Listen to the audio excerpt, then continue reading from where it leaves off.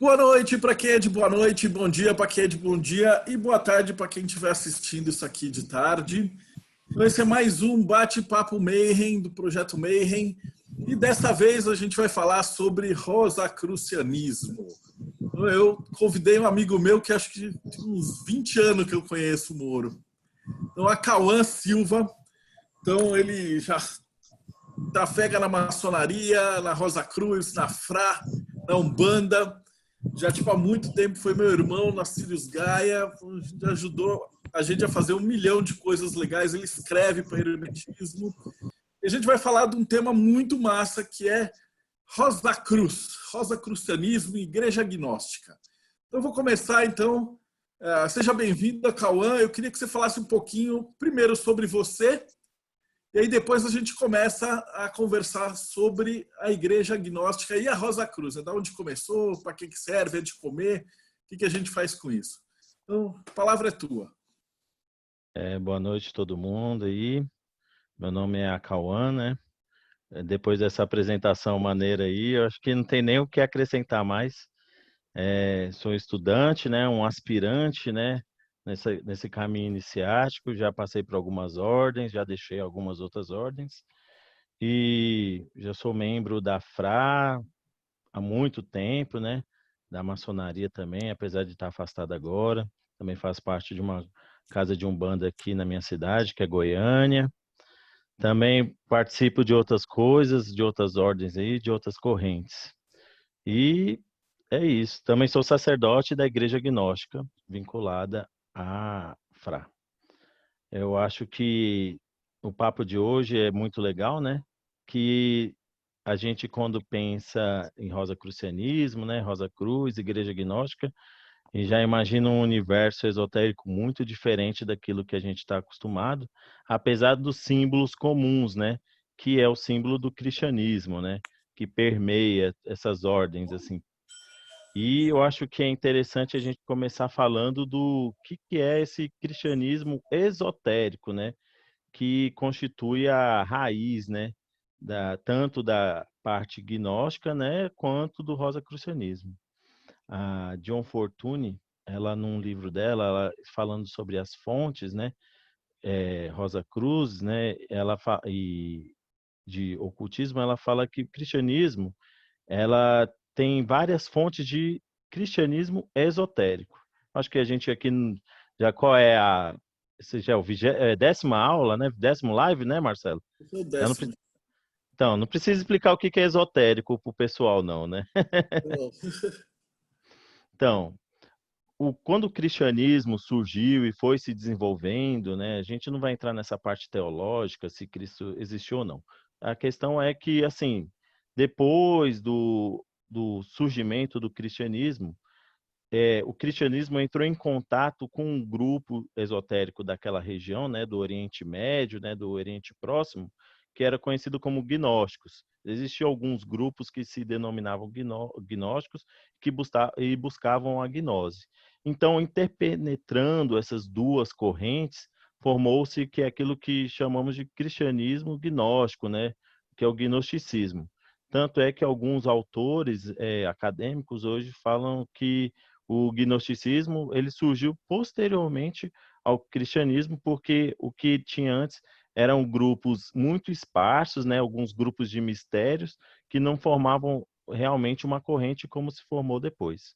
Então, a primeira corrente de cristianismo esotérico foi os gnósticos, que basicamente foi depois, né, desse cristianismo que constituía era um grupo do cristianismo dos iniciados e dos não iniciados.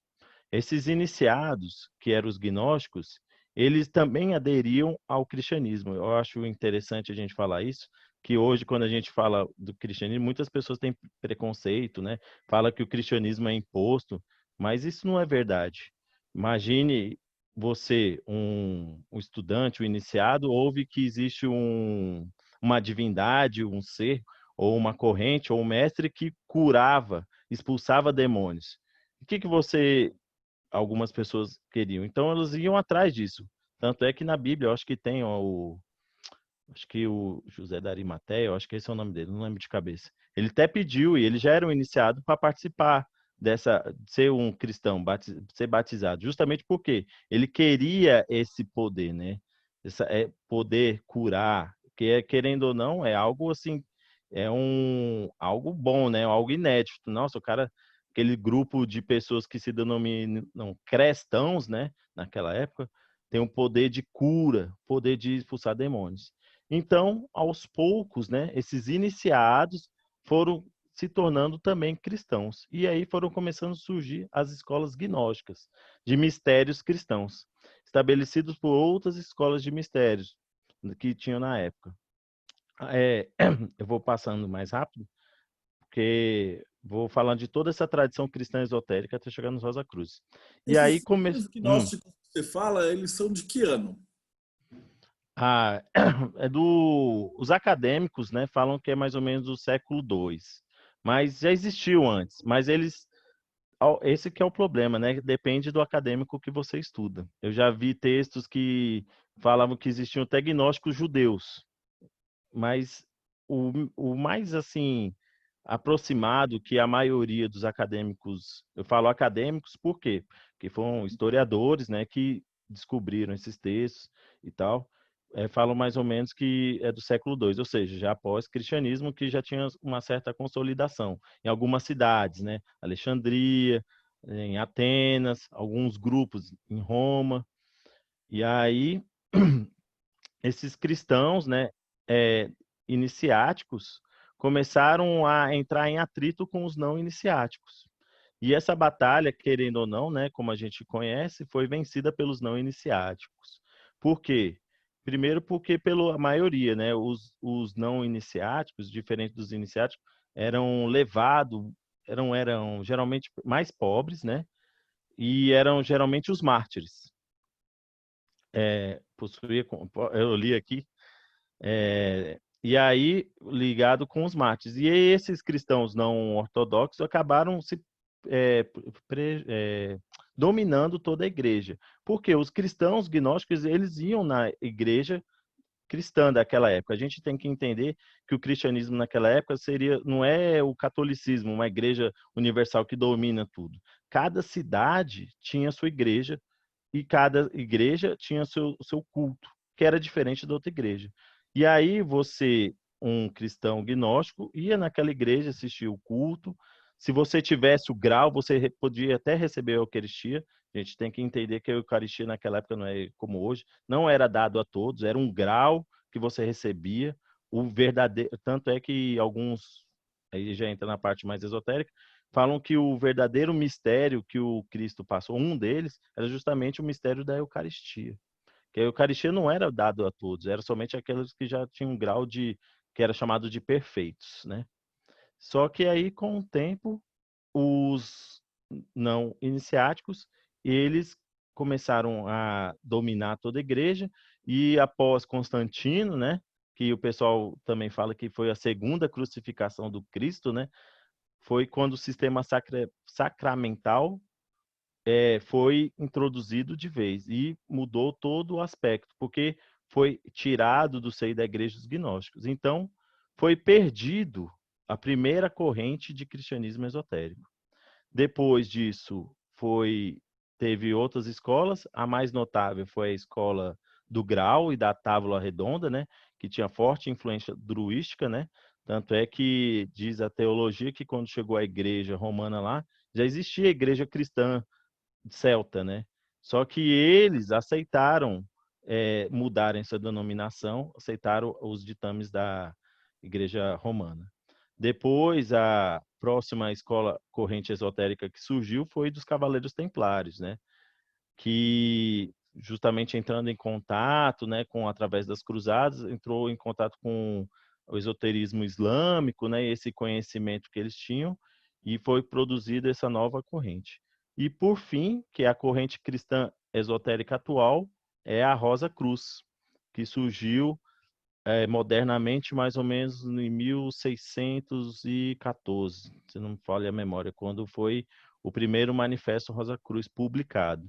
Ou seja, já foi numa época pós a Revolução Protestante, já tinha a imprensa, né, assim, incipiente, mas já tinha alguma coisa, e aí começou. Então, o que eu quero dizer é que dá para fazer uma ligação desde o cristianismo gnóstico até o rosacrucianismo, como correntes cristãs esotéricas. Ok, aqui eu tenho já umas perguntas. Eu vi Ah, aqui, eu me embananei toda aqui olhando. o movimento gnóstico tem alguma ligação com os essênios? É que eu sei que você está traçando uma linha até a Rosa Cruz, mas como o cristianismo gnóstico ele vai se espalhando, então ele vai criando várias sublinhas, vamos dizer assim, que também são muito conhecidas, né? Então, ó, o Raf também colocou uma coisa muito massa. Seria legal comentar depois a diferença dos gnósticos, que creem no mundo criado pelo Demiurgo, e os que, ao estilo do Evangelho de Tomé, acreditam que o reino do Pai está espalhado pelo mundo. Ah, legal.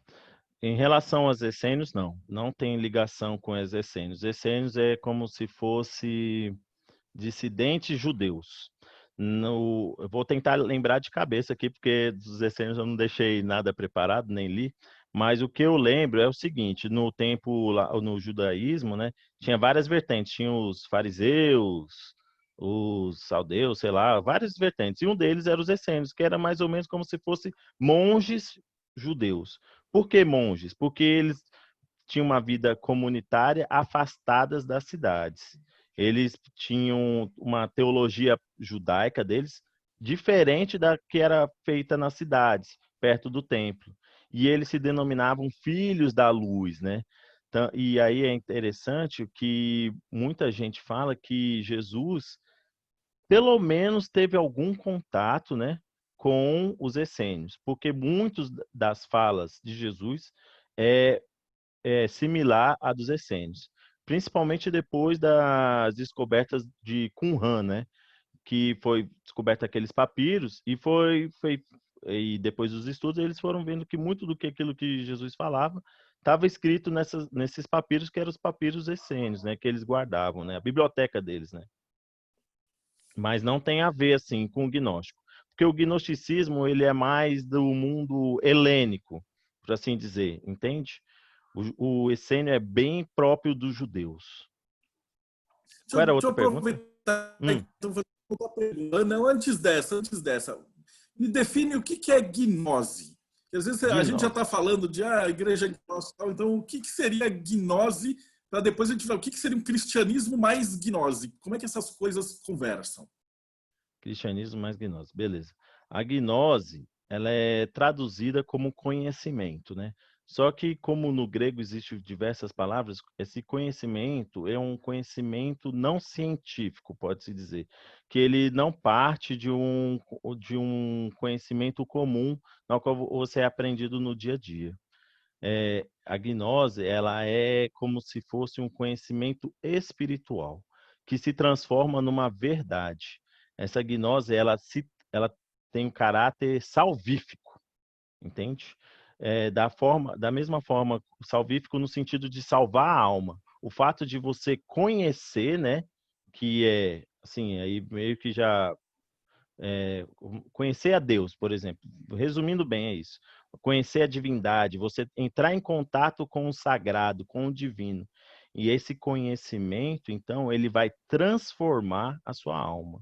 Ou seja, não é um conhecimento que você aprende normalmente. Não é um conhecimento da sua vida, é um conhecimento que você tem que aprofundar, buscar, geralmente através das iniciações, né? E naquele tempo, isso eu acho bem legal. Não sei se o pessoal já viu isso, mas no gnosticismo tem os aeons, né? E imagina que cada aeon a gente pode fazer um paralelo, assim, um paralelo meio tosco com as sefirós da árvore da vida. Só que no gnosticismo são 30. E aí, imagina que para a pessoa que chegou, meditou naquele aeon, meditou naquela verdade espiritual. E aí foi aprofundando nessa meditação, aprofundando até que chegou na verdade única, que seria Deus. E é legal que essas meditações são sempre em pares. Eu falo meditação que é a forma mais próxima da gente entender. Mas para um gnóstico assim, ele seria mundos, né? Ele está vivenciando os mundos, né? E aí o último Aeon, por exemplo, seria o aeon do silêncio e da profundidade. Eu acho isso muito bonito, porque você meditando nessa gnose, nesse conhecimento, chega no máximo, no mais profundo que o ser humano encarnado consegue chegar, que seria, então, o conhecimento do silêncio e da profundidade. Ou seja, aquilo que não pode ser falado, o inefável, é inexplicável. Então, esse conhecimento seria mais ou menos isso. Os gnósticos, né, quando entravam nessas escolas de mistérios, né, ele buscava esse conhecimento através do Cristo. O Cristo seria o mediador, aquele que seria um psicompopo que levaria a alma daquele estudante até esses conhecimentos. E essa alma, né, isso teria um caráter de buscar, buscando o termo correto, da Bíblia, não permitir a segunda morte. Não sei, na Bíblia fala isso, que tem que evitar a segunda morte. Ele fala mais ou menos isso. E é justamente isso, porque a primeira morte, né, é aquela que a gente morre, nosso corpo, e a segunda é quando o nosso ego é dissolvido, né, e a semente é colocada em outra vida, e a gente esquece tudo aquilo que a gente vivenciou. Evitar a segunda morte seria justamente a gente cristalizar nosso ego, né, e perpetuar ele num corpo de luz, como Jesus no livro sagrado da nossa igreja, né? Existem vários livros sagrados, mas da nossa igreja, a Igreja Gnóstica, chamado Pit Sofia, na qual é justamente a história de Jesus encontrando com a Sofia, que seria mais ou menos uma metáfora, né? Desse espírito divino, né? Que os telemites poderiam falar que é o SAG, com o nosso ego, né? Nossa alma mortal, divinizando ela. Então, o conhecimento, né? Seria isso, o conhecimento que existe esse mundo superior, que existe uma salvação. Principalmente porque os gnósticos eles eram bem dualistas, né? O mundo era assim, não era nem era pior do que Matrix. Por exemplo, até o próprio tempo era uma forma de prisão. Você calcular o tempo para alguns grupos gnósticos era uma prisão para eles. Aí eu fiz umas anotações aqui, depois que a gente terminar a parte de história, eu vou voltar aí nos Aeon, Inefável e nessa parada do Christus como psicopompo. Então, vamos voltar ao nosso papo e depois eu volto para as perguntas. Beleza, beleza. Então a gente chegou nas Rosa Cruz. Então, por volta Hum, de 1600, você tinha os alquimistas, você tinha a é. galera que estava com cristão, mais um monte de símbolo que tentava levar para esse tal de verdadeira vontade, né? Que naquela época não tinha esse nome, né? Era a Não. gnose. E aí, como Não, é que aí os... não, mas o nome Gnose também aí depois com Rosa Cruz já mudou, já virou outro nome.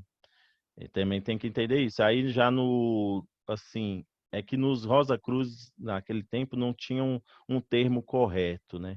Mas poderia se falar que é o encontro do Cristo, a união mística, né? Aí já entra nesse termo mais alquímico, assim, da união mística, entende? Mas, assim, a gente que já querendo hoje em dia, né, é muito mais fácil, a gente consegue fazer essas correlações e fazer comparando, né? Já entende que é mais ou menos é quase a mesma coisa, né? É o encontro do Cristo, seria o Samadhi, seria a reintegração dos martinistas, tem visão e conversação do Sagrado Anjo Guardião, meio que a gente, por sorte, né, na nossa época a gente já consegue ver várias coisas. Hum, pode continuar? Bom, belezinha, pode continuar. Hum. Então, aí veio os Rosa Cruz, né? Os Rosa Cruz, né, é interessante, né, que como todas essas ordens, assim, sempre tem uma origem mística, né, que o pessoal fala que surgiu, né, do tempo de Akenaton, né, isso é bem da escola da Amorc, né, eles falam bastante isso, né, que Akenaton, principalmente porque eles consideram Akenaton como o primeiro monoteísta, né, o que é errado, né, porque se a gente for ver historicamente, as primeiras religiões monoteístas foram a iraniana do zoroatrismo, né? E aí eles consideram que a origem mística, né, da Rosa Cruz surgiu aí, que foi junto com a grande fraternidade branca que existia lá no Egito. Tem também as origens filosóficas e aí é interessante por que existe tantas teorias sobre a Rosa Cruz, porque quando surgiu os manifestos Rosa Cruz em 1600, né, foi envolto de muito mistério. Não se sabia quem era o autor, de quem tinha escrito aquilo. Só que quando foi publicado, causou um grande furor mesmo, Foi algo assim bem um furor, como se diz, levou muitas pessoas a escreverem sobre isso. Quem são os Rosa Cruz? De onde veio? Como se encontra? Eu quero ser um Rosa Cruz. Diversos livros falando disso.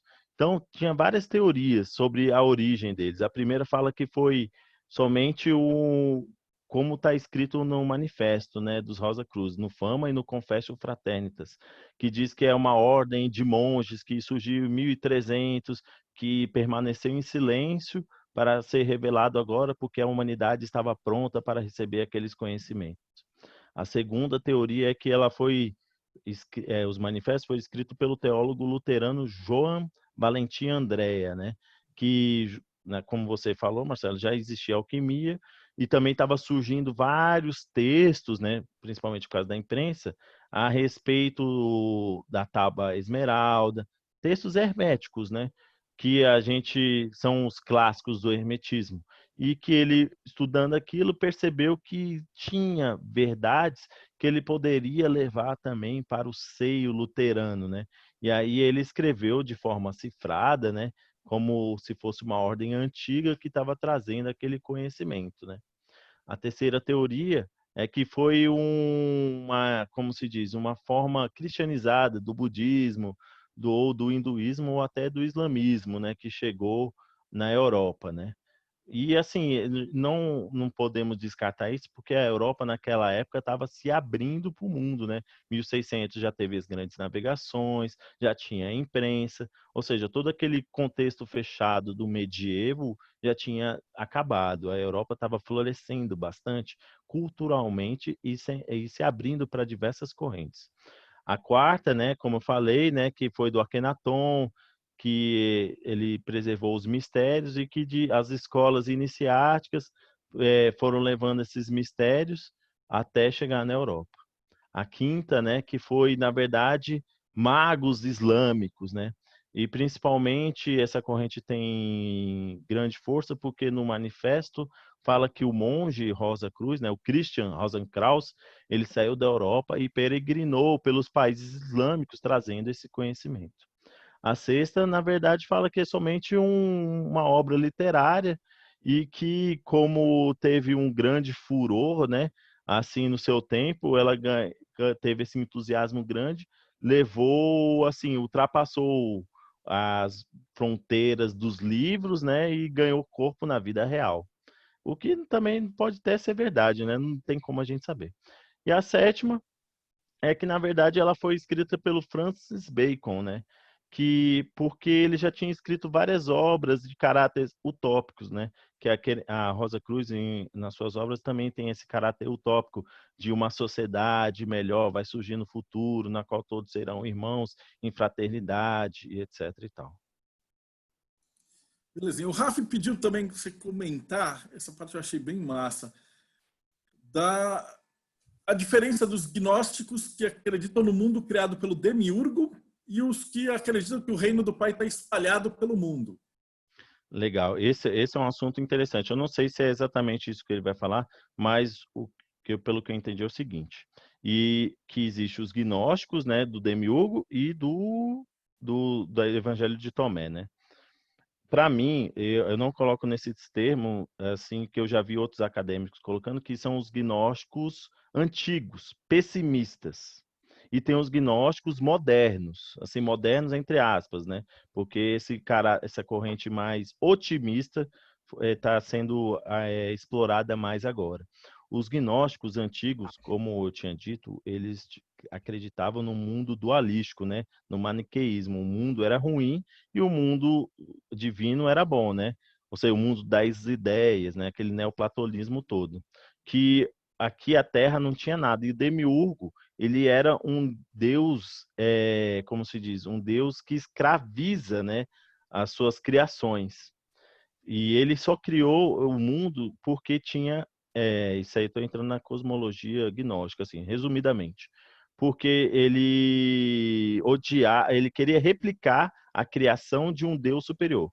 A gente tem que entender que, diferente do cristianismo, né, que existe Deus que criou tudo, no gnosticismo, esses aeons, além de serem imundos, também caracterizam deuses, né? Por isso que é um pouco complicado. São facetas de Deus, emanações divinas. E essas emanações, né, caráter de emanações, chegou até a emanação na qual é a emanação que a gente está agora, que seria a emanação mais imperfeita, a que menos retrata. Só que o que acontece? Demiurgo, então, ele é uma cria, né, da Sofia, tem uma história dessa, ele querendo ser como o Deus superior, ele também cria os humanos, né? Demiurgo é artífice, né? Só que o que acontece? A Sofia infunde em cada ser humano uma partícula divina. E essa partícula divina, né, essa partícula de insatisfação com o mundo, que é justamente aqui que é nossa que faz a gente buscar, né, sair daqui. É bem legal que no fim do Matrix, né, do começo, mostra a insatisfação do Neo, é justamente a partícula divina. Tanto é que tem algumas escolas gnósticas que buscam justamente fazer a insatisfação florescer de forma que faça a pessoa buscar essa verdade espiritual. Então, para eles, os gnósticos antigos, eles viam esse mundo como um mundo muito pessimista, uma dualidade terrível, que eles estavam só presos. E assim, se a gente for comparar, né, apesar que hoje as pessoas ainda agem dessa forma, né, a gente imaginar você vivendo naquela sua cidade, na qual tinha fome, peste, guerra, né? Apesar que hoje a gente não pode nem imaginar como seria naquela época, muito pior. Se você conseguisse sobreviver e passar dos 30, você já era um privilegiado e com certeza já teria marcas de doença, ou já teria ido para a guerra, já teria visto seus filhos, seus familiares morrendo, ou seja, não tinha prazeres no mundo. O prazer de verdade, a verdadeira felicidade só poderia ser encontrada no mundo espiritual. E aí o que acontece? Depois tem um outro grupo que eles encaram o mundo não como uma prisão, mas como uma ilusão. Essa ilusão, como é que ela é? Ela não é que esse mundo é totalmente mal. Não é que o mundo do demiurgo é somente uma visão distorcida do mundo do alto. Ela também faz parte do reino divino. Só que a gente é incapaz de perceber isso. Aí, dependendo do sistema, né, tem vários motivos, né? Fala que é porque a gente é feito pelo demiurgo, ou porque a gente não tem a espiritualidade desenvolvida, né? Mas que o mundo, assim, em suma, ele não é ruim. Ele é somente uma ilusão. E eu acho interessante isso porque, por exemplo, para mim, né, na minha concepção, Telemann, por exemplo, ele se encaixa nesse gnosticismo otimista. Ele não vê o mundo dessa forma. Porque a gente, quando vai ver do gnosticismo, o gnosticismo ele tem, como se diz, certas características. Por exemplo, ele é sincrético, ele sincretiza diversos símbolos, né? E várias correntes fazem isso. E, assim, na verdade, é o próprio do esoterismo, né? É justamente esse sincretismo de símbolos. E o rosacrucianismo também partilha disso. Por exemplo, Jesus, né, o Cristo, né, na verdade, né, ele no do Bodas Alquímicas, ele é comparado com Apolo. Isso é um dos motivos que o rosacrucianismo também foi considerado uma heresia. Então, ele consegue ver esse simbolismo em várias coisas. Outra, a cosmologia na qual a matéria é separada do espírito por uma série de emanações, ou aeons, ou céfiras, ou seja, existe uma diferença da matéria para o espírito, não é a mesma coisa. Tanto é que alguns gnósticos tinham classificação da pessoa que era material, a pessoa que era intelectual e da pessoa que é espiritual. É mais ou menos aquilo que que os hindus falam dos gunas, né? Que tem as gunas, né? Outro, tem também um sentimento anticósmico, né? De graus variados, que acaba desvalorizando o mundo criado, da existência material. E aí, essa existência material, você ou se torna, vai para um caminho, dependendo da escola, ascético, né? Você tem que ser puro, né? Não se misturar com o mundo, ou da libertinagem. Entende? O mundo não presta, eu faço o que eu quiser. Tanto é que tem alguns pessoal que segue aquele Júlio Távola, né? Nossa, que eu já vi um livro que o pessoal virou até terrorista, mano. Eu fiquei impressionado quando vi isso. É o Outra. livro que fala que tem que fazer de tudo, né? Que o Crowley até pegou um pouquinho, que é o Faz o que tu queres. É, Clássicos do Pangruel, Pantagruel e o gigante que come de ah, tudo. esses nomes aí eu Dracula. nem lembro, né? Aí, só Alguma terminando coisa aqui. Aí, o que também é gnóstico é? Que a doutrina do espírito humano é essencialmente divino. Isso é extremamente importante. Entender que existe uma fagulha divina na gente. Se a gente for na teologia cristã ortodoxa, que é católica, evangélica, protestante, o ser humano não tem um elemento divino. Ele tem a alma com algumas características do espírito. Já o gnóstico não. Ele acredita que o ser humano possui um espírito. Se você possui um espírito, quem te infundiu esse espírito? Deus. Se você então tem isso, você então, querendo ou não, já tem uma similaridade com Deus. Ou seja, já muda todo o jogo. Para o católico, por mais que a gente, para o católico assim, para o cristão ortodoxo, por mais que a gente recebeu esse sopro divino, a gente não pode se comparar à divindade. Já no gnosticismo a gente consegue comparar. Outra característica é o sistema de redenção, né? O sistema salvífico através da iluminação pessoal, que é a gnose, né? Que é esse conhecimento. E aí, por fim, a escatologia enfatizando a separação final das almas boas, né? Do espírito com da matéria. Então, não sei se o Rafael, eu Ele consegui comentou que explicar. foi perfeito. Então tá bom. O negócio é esse. Eu, particularmente, eu sigo a tendência do gnosticismo otimista. Eu não consigo ver, assim, o mundo como um mundo pessimista como os antigos veem. Apesar que a gente, quem tem Twitter, tem todas as provas do contrário, né? Pelo amor de Deus. É Rede mesmo. social só serve para a gente patrocinar o gnosticismo antigo. Ok, então a gente está em 1600 e pouquinho, chegando em 1700, daqui a pouco surge a maçonaria. Então, os Rosa Cruzes tiveram alguma coisa a ver com a maçonaria? Já é um salto, né? Mas assim, tem e não tem, né? Porque isso é tipo, é meio complicado de falar porque a gente necessita de comprovação, né? Mas na maçonaria existe uma ordem, né? Rosa Cruz, né? Que é é Síria? SRA seria. É Síria, né? Então, tanto é que dizem que essa foi a primeira ordem Rosa Cruz, assim, oficial mesmo. Apesar que existe a Rosa Cruz de Ouro, que é um grupo alemão que surgiu, mas que a questão que é complicado de afirmar categoricamente é porque necessita de provas materiais, né? De fontes primárias atestando a data, né?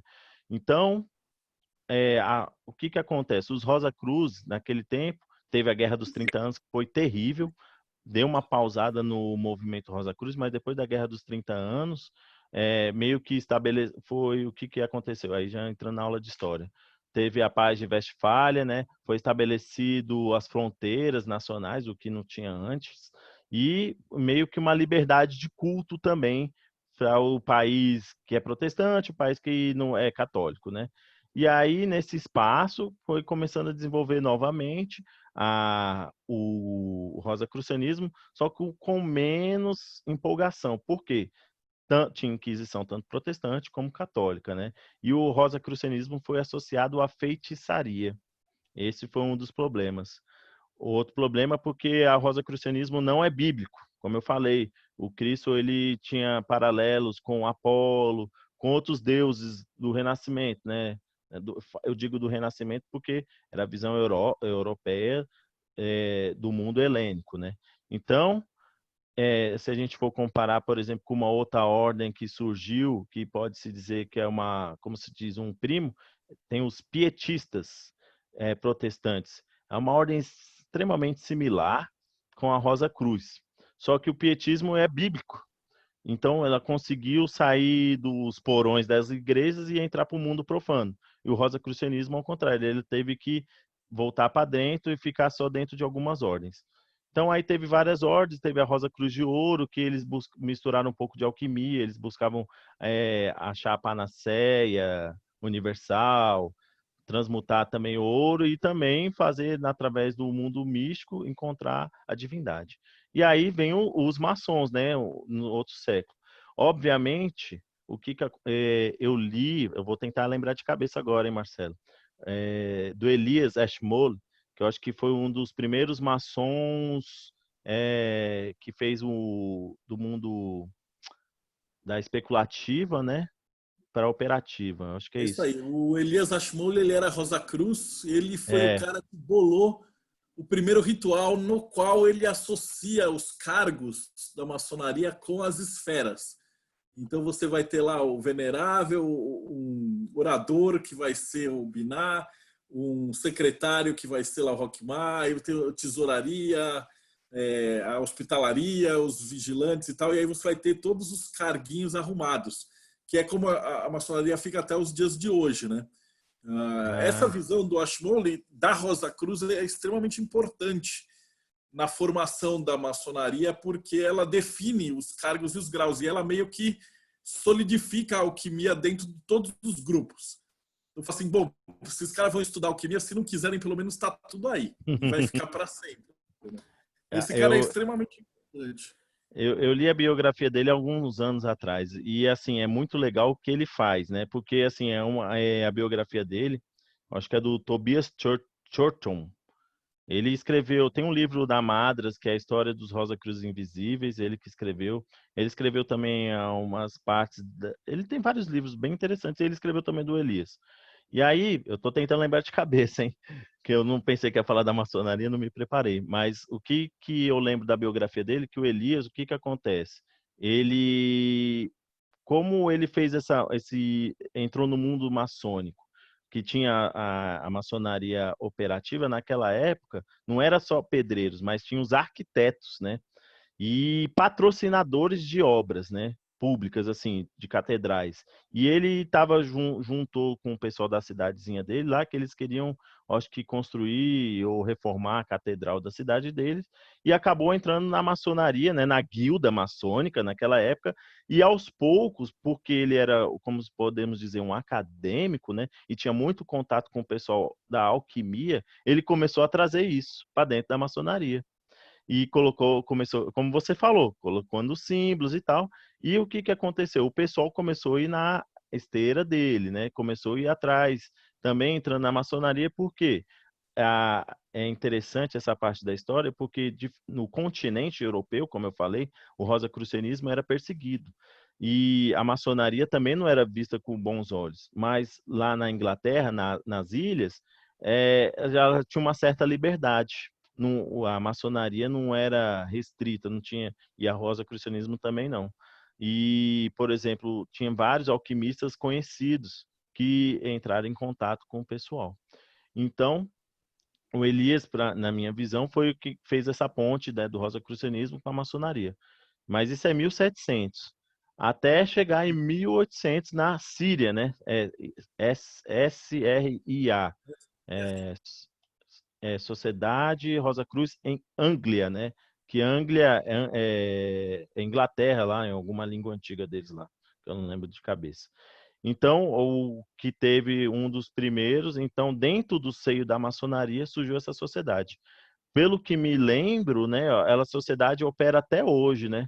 Eu acho que depois que você vira mestre maçom, você faz uma requisição, é uma sociedade meio que paramaçônica, só que ela é bem discreta. Nem se compara com os graus filosóficos, por exemplo, né? Ela é uma paramaçônica da Glesp, das grandes lojas. Eu convidei o Kenio para vir falar da Siria, que ele é membro. Ah, Vai ser é? massa também. Ah, Kenio vai falar de maçonaria, né? Não tem como. Então, aí vamos andando, né? Aí eu tenho um trabalho do Kenio sobre as cronologia rosacruciana que é bem legal, que se eu achar aqui, eu vou até abrir aqui que fica mais fácil de eu falar aqui do que lembrar de cabeça. Aqui. Então, aí tem a Sociedade Rosa Cruz, né, que surgiu dentro da maçonaria, né? E aí o Kenyon, aí eu vou seguir o que ele fala. Disso, o que acontece? O rosacrucianismo, ela ficou como se fosse um zeitgeist da época. É isso que é interessante, que é justamente a corrente esotérica cristã, que até hoje, né, existe, né? Então, toda vez que... mas não existia uma Rosa Cruz, assim, oficial. Nós somos os Rosa Cruz. Só depois, quando o pessoal da maçonaria surgiu a Síria, que começou a utilizar esse termo mesmo, né?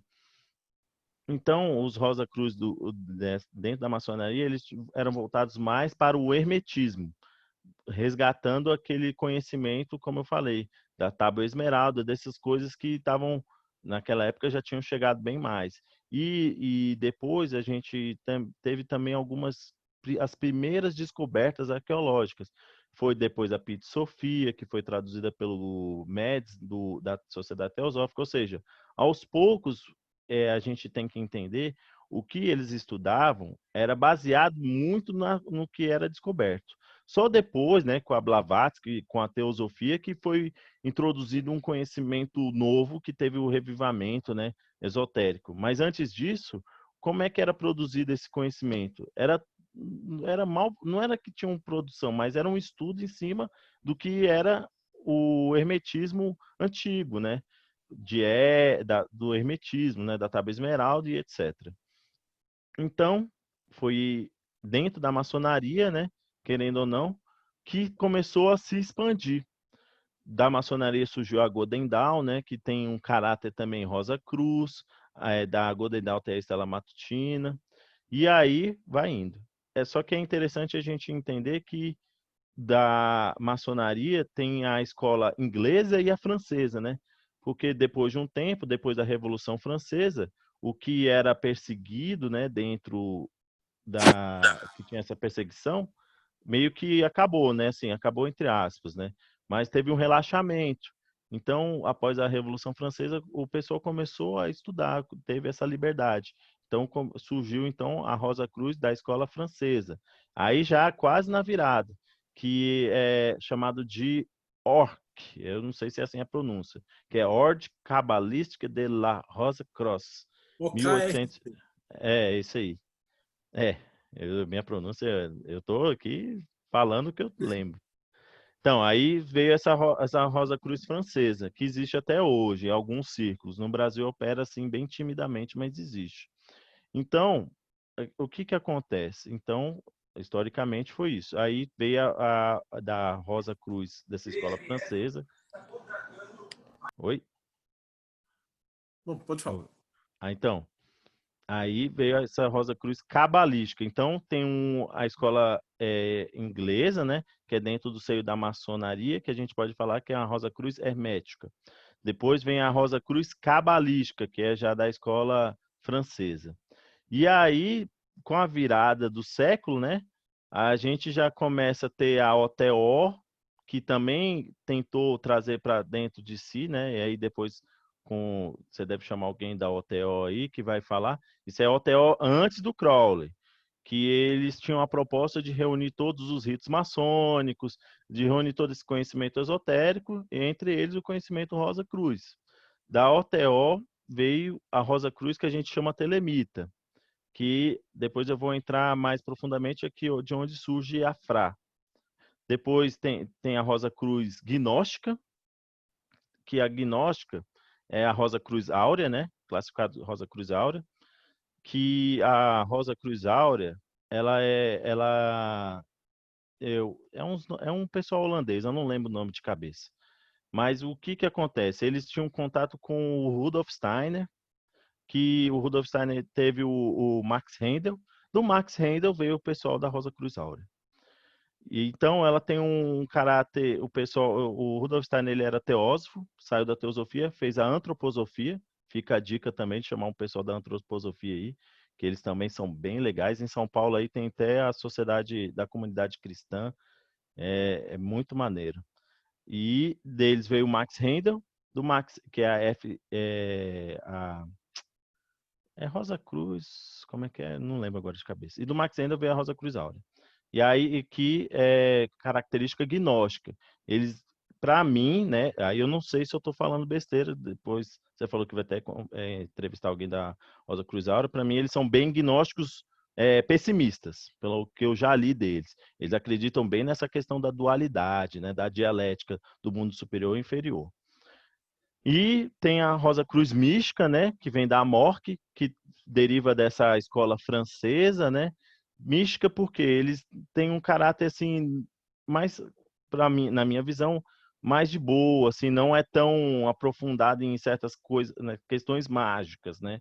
Como, por exemplo, a Golden Dawn. São mais místicas, por exemplo, no fato de buscar mais meditações, concentrações e etc. E a Rosa Cruz Teosófica, né? Que teve algumas vertentes, mas que era dentro do seio da sociedade teosófica, né? Que também seria interessante, não sei se você já convidou alguém da teosofia, que dentro da teosofia tem as seções, né? Tem a seção esotérica, a seção gnóstica, a seção tal, e tinha o pessoal da seção Rosa Cruz, mas o que tem escrito foi pouco. Não tem, assim, uma grande relevância no mundo. Então, aí só para voltar, como eu falei da OTO, e aí a gente, se você quiser, a gente já entra na história da Fra. Ou Beleza. tem alguma pergunta? Eu Tá. tinha uma pergunta da Rosa Cruz. Eles diferenciam o que é um místico e um mago? Ou isso é só pra gente? Existe uma diferença técnica entre o que Para é um místico Rosa Cruz, e um mago? ai, eu não sei se na Rosa Cruz é complicado de falar, mas assim, existe diferença mística do mago, porque o místico ele é um caráter mais passivo.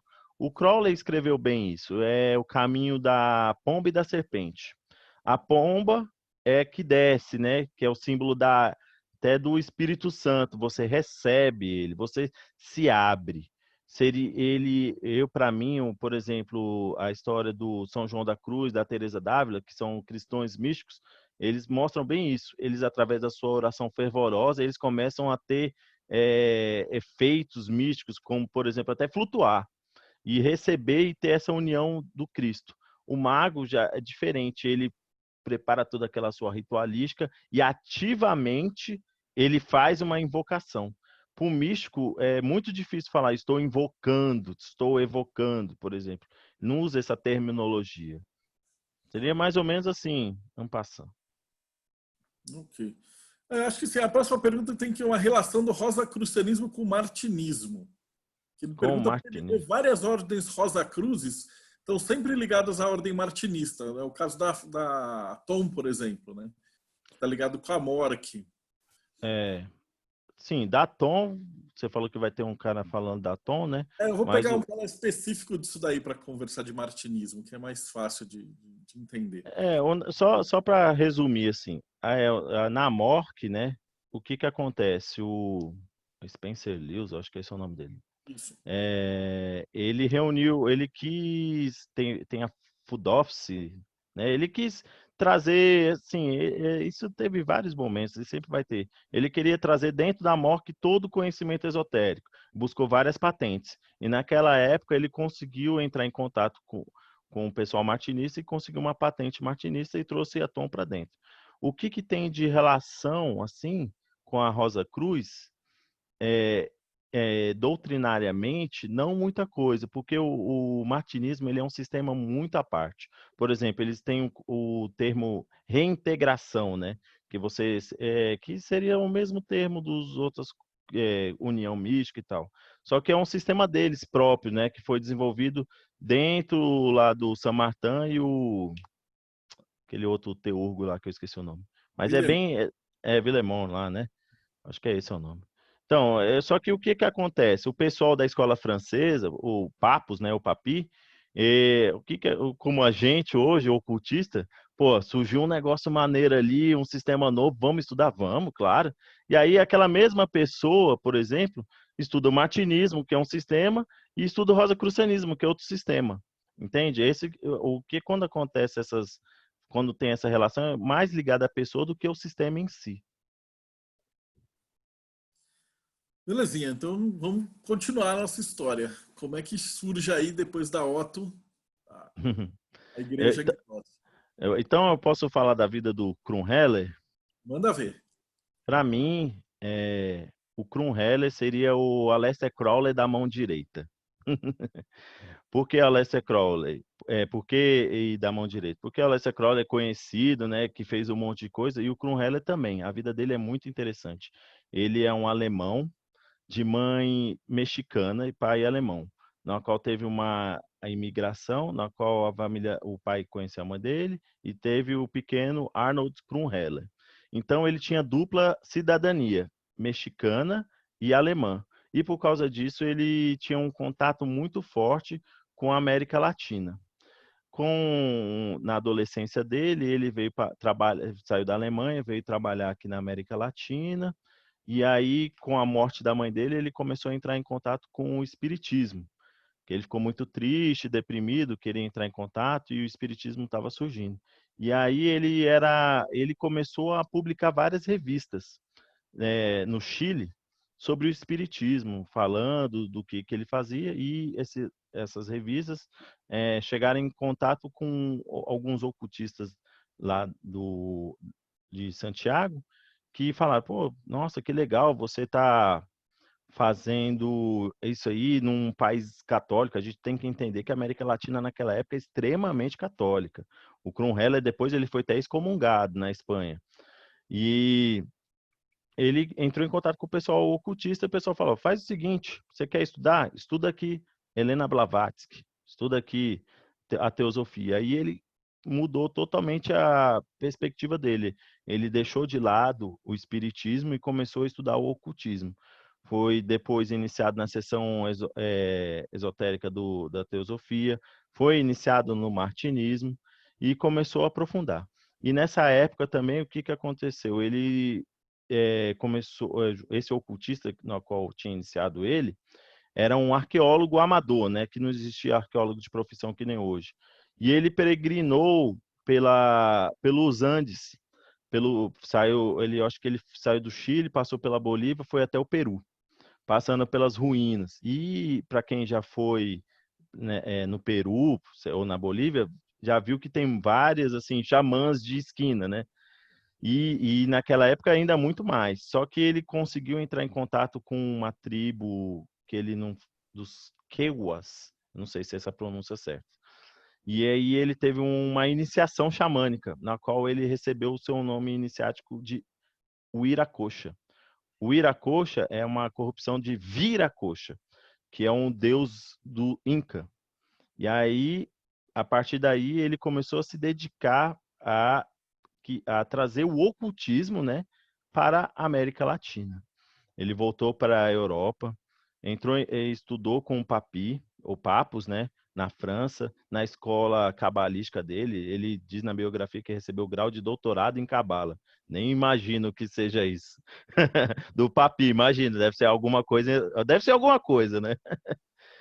Depois ele encontrou com o Franz Hartmann, encontrou com o Ross, né, que se escreve Reus, né, que era o chefe da OTO, e foi iniciado na OTO. Isso tudo numa conferência lá em Paris, em 1906. Recebeu diversas patentes, e como ele era um dos poucos que falava espanhol, ele recebeu patente para abrir lojas na América Latina. Ele foi para o México, essa parte da vida dele é muito legal, porque ele era de uma loja maçônica que existe até hoje, Gran Vale do México. Dessa loja maçônica, na época dele, teve 2 presidentes do México, na qual ele fez parte do governo mexicano, e aí ele também lutou na Revolução Constitucionalista que era o Zapata. Nossa, ele teve uma vida muito atribulada nessa época. Enquanto isso, ele também fazia arqueologia nos sítios astecas e maias. Então, ele fundou lojas martinistas, fundou algumas lojas, não da OTO, mas assim, o que ele via de ocultismo, ele tentava trazer tudo que era de ocultismo da Europa para a América Latina, enquanto fazia o trabalho dele. Ele também foi médico, ele era, nessa época, eu esqueci de falar do México, ele era o médico oficial lá do presidente. E estourou a Primeira Guerra. Com isso, ele foi mandado para fazer intermédio entre o governo mexicano e alemão, foi recrutado para o governo alemão para ser espião, foi preso, ficou um tempo preso. Então, ele fez muita coisa, eu estou resumindo bastante. Depois da Segunda Guerra, ele voltou para o México, ficou mais um tempo, depois voltou novamente para a Europa e ficou como isso aí, já na OTO, trabalhando. Ele aí começa o que a gente chama de período Rosa Cruz da vida dele. Ele na Espanha, foi quando ele foi excomungado, ele começou a publicar uma revista chamada Revista Rosa Cruz. E nessa revista ele escrevia em espanhol, mandava para o México, para a América Latina todinha, na qual ele estava transmitindo esse conhecimento. Mais ou menos assim, como você faz com a revista, só que ele estava fazendo lá do outro lado. A gente hoje assim parece fácil falar, mas naquele tempo não tinha internet, não tinha telefone, era tudo por carta, né? E viajava de navio. Imagine um número 100 exemplares viajando através do Oceano Atlântico até chegar aqui. O trabalho dele era desenvolver o ocultismo na América Latina. Então ele começou a fazer isso e o pessoal da América Latina em cartas começou a pedir para ele, pô, vem para cá, dá curso. Você conhece bem, Marcelo, essa história. Vem para cá, para minha cidade, dá curso. Aí ele falou, pô, tá, vou tentar fazer. E aí, o que ele começou a fazer? Através da revista, para quem se inscrevia, ele começou a fazer curso esotérico por correspondência. Até que ele percebeu a necessidade de fundar uma loja esotérica dele. É Ele. importante colocar aqui, desculpa interromper, mas Hum. curso por correspondência é literalmente por correspondência, não é por e-mail. O cara tinha que ir no correio, pegar a carta, ele recebia uma cartinha com selo. Então é uma coisa assim muito mais roots. É isso que é um negócio. Eu acho interessante que as histórias são as mesmas histórias em contextos diferentes, né? Então, e aí o que aconteceu? Aí ele funda, então, na revista, e fala, a partir de hoje, abro a sessão da Ordem dos Mosqueteiros e Damas Rosa Cruz. Só que depois, com o tempo, ele muda para Fraternitas Rosa Cruciana Antiqua. E aí é interessante, por que que ele muda o nome de Rosa Cruz para Rosa Cruciana? Porque Rosa Cruz é um grau iniciático. Ele não poderia se apropriar desse nome. Então, ele muda para Rosa Cruciana, né? Ou seja, Rosa Crucianismo, aquele que estuda, né, o que quer chegar a esse grau Rosa Cruz, que na Cabala a gente pode dizer que seria Tiferet, você alcançar o estado de Tiferet, né? Então, aí, como ele era da OTO, aí morreu o Ross, né? Teve toda aquela celeuma com o Crowley. Ele, essa é a parte que caracteriza a Fra como uma Rosa Cruz telêmica, porque o Ross, né? Ele já tinha, depois do contato do Crowley, ele modificou a lei de Telemann. Ele não adotou o que o Crowley que é 100%. Para ele era faz o que tu queres, porém há de dar conta de todos os seus atos. Então, na lei de Telemann, ele introduziu, colocou lá uma ressalva kármica, né? Porque, assim, querendo ou não, alguns telemitas criticam isso, mas a gente tem que entender que o público dele eram, como se diz, bebês no ocultismo, né? Você não pode mandar para a América Latina um país desse jeito e falar, oh, faz o que tu queres. Aí ele colocou essa ressalva. Então, a Fra, ela aceitou a lei de Telemann, assim, com ressalva, e afastou a gerência do Crowley. Para ele, o Crowley foi uma pessoa que recebeu, né, a lei, só que na figura do mestre Therion, não do Aleister Crowley. Mas isso não que tenha alguma rixa. Tanto é que o Krumheller e o Crowley se encontraram em Berlim em 1930, né? Na época que o Crowley estava divulgando a lei de Telemann aos quatro cantos do mundo. Então, basicamente, a Fra surgiu assim. Ele pegou o conhecimento que ele tinha acumulado do Papus, né? Do Franz Hartmann, da teosofia. Isso é interessante que a Fra ela tem influências, deixa eu só ler aqui, do Rosacrucianismo do Franz Hartmann, não sei se alguém conhece o Franz Hartmann aí, do ocultismo do Papus, né? Do teosofismo da Helena Blavatsky, da maçonaria, porque a Fra funciona no sistema de graus e da loja, tanto é que lá a gente tem assim como se fosse o venerável, tivesse o primeiro, segundo vigilante dentro do templo, e de Telemann. Pode parecer tipo, nossa, mas que samba do crioulo doido, mas dá certo. Então aí, saiu o vídeo. Oi?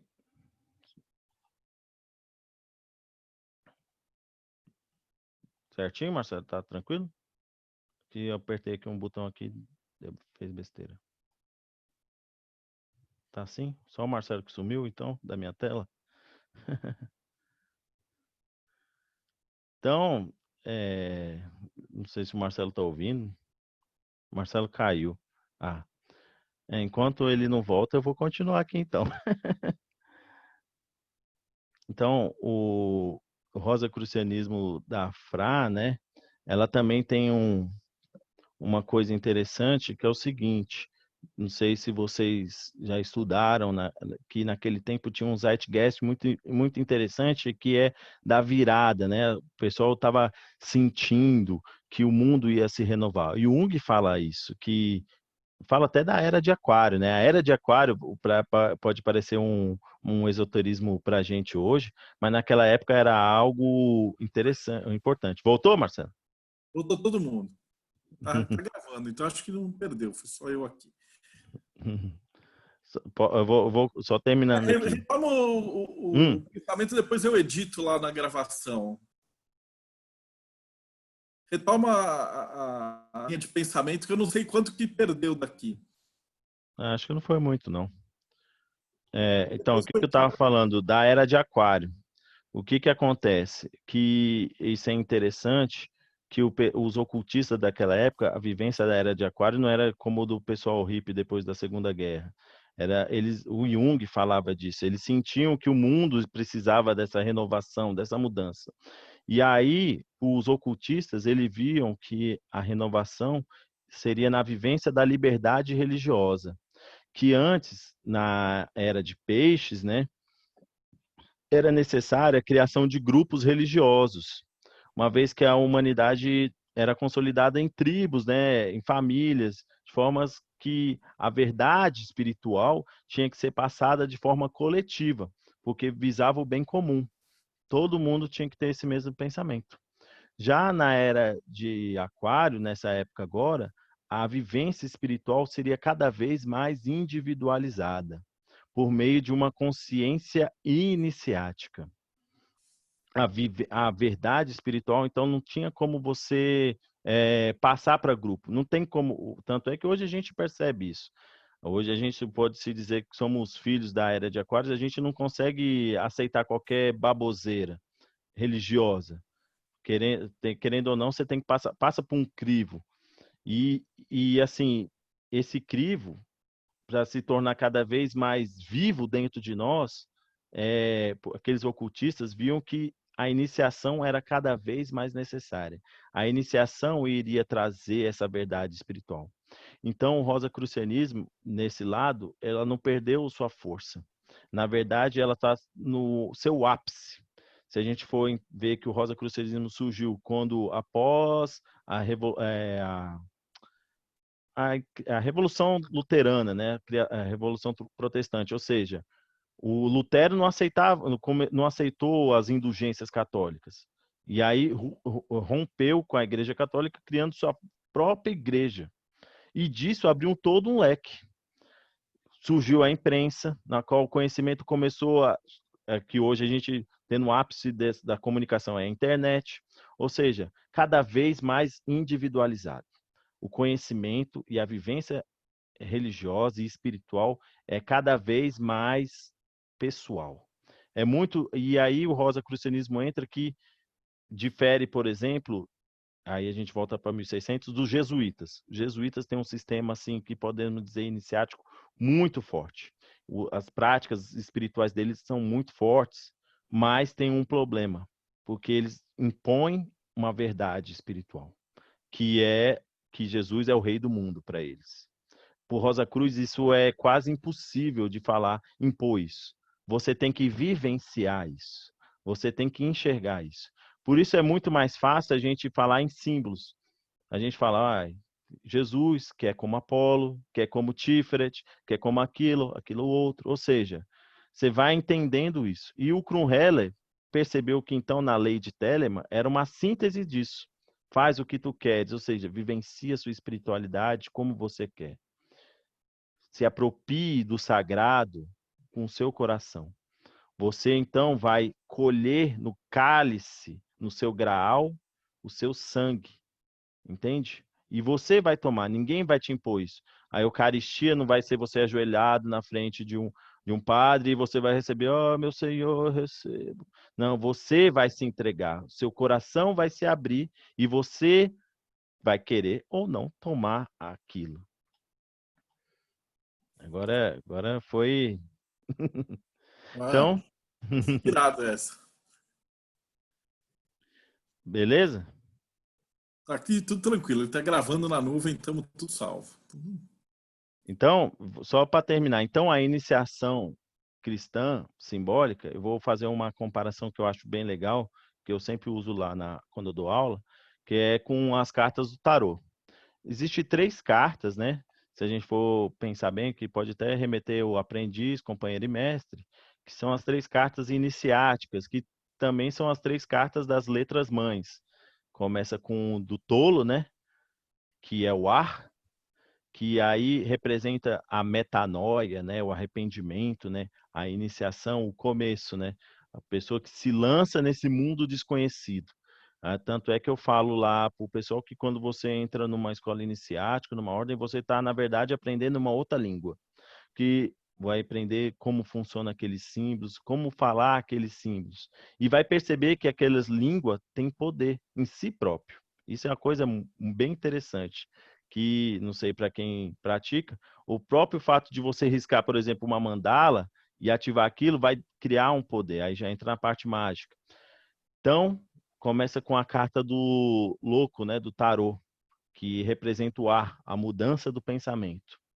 Depois vem para a carta do pendurado, né, que seria o batismo, né, a da transformação, do auto-sacrifício. E por fim, a carta, né, do Espírito Santo, do fogo, né, do Aeon, né, que seria da carta do julgamento, né? Ou seja, você vai colher então aquilo que plantou, ou seja, a sua transformação vai estar completa. Então vai vir o batismo do Espírito Santo. Então, é interessante que a gente tem o batismo da água, né? E o batismo do Espírito Santo. Mas isso, como eu falei, são só formas de falar simbólicas, né? E é uma coisa interessante que nós, Rosa Cruz, nós temos que se apropriar, né, dos termos, né, como se diz, da nossa sociedade. No Fama Fraternis foi deixado 6 regras. Eu vou ler elas aqui e vocês vão entender. Primeira regra dos Rosa Cruz é que nenhum deles deveria fazer qualquer coisa que não fosse curar os enfermos, isso gratuitamente. Aí a cura você pode entender até como o próprio conhecimento. Por exemplo, lá na minha loja, lá a gente faz reiki, tentar essas curas holísticas, né? E o próprio, assim, a vivência, a gente percebe que há uma modificação e há a cura. Segundo, nenhum dos que seguiam deveriam jamais usar uma roupa especial, se investir segundo o costume do seu país. É isso que eu digo que é a questão de você utilizar a roupa do seu país, é utilizar os seus termos para poder passar esse conhecimento. Nesse momento, então, a gente utiliza o cristianismo, mas graças a Deus a gente tem acesso ao hermetismo, à cabala, tudo aquilo que vai facilitar a gente entender essa verdade espiritual. Terceiro, a cada dia, sempre no dia tal, se reunir na casa do Espírito Santo. Ou seja, o Rosa Cruz, querendo ou não, ele é uma comunidade de pessoas. Creio na comunidade do colégio invisível, né? Não sei se vocês já ouviram esse termo, né? Do colégio invisível, no colégio do astral, faculdade astral. Ou seja, existe uma comunidade Rosa Cruz que se reúne, que existe para perpetuar esse conhecimento. 4, cada irmão deveria buscar uma pessoa merecedora que após a sua morte pudesse sucedê-lo. Ou seja, Rosa Cruz, então, ele tem que passar o conhecimento para continuar essa corrente espiritual Rosa Cruz. 5, o sinal Rosa Cruz deveria ser um selo, sua marca e seu símbolo, com o propósito de garantir a não quebra da tradição, desculpa. E 6, a fraternidade deveria ser secreta por 100 anos. Isso aí porque quando foi escrito Fama Fraternis, em tese, né, em 1300, ficou escondida até a publicação dos livros. Há bastante coisa, hein? Vamos fazer bastante coisa. A galera que está acompanhando pode fazer as perguntas do lado do chat, e aí eu vou repassando para o Cauã, para a gente conversar agora sobre a parte mais detalhada. Eu queria que você me falasse, você mencionou dos Aeons. Então, são 30 Aeons. Você pode dar uma palhinha assim de como é que eles funcionam? Eles estão divididos em grupos? O que é um Aeon? Como é que isso funciona?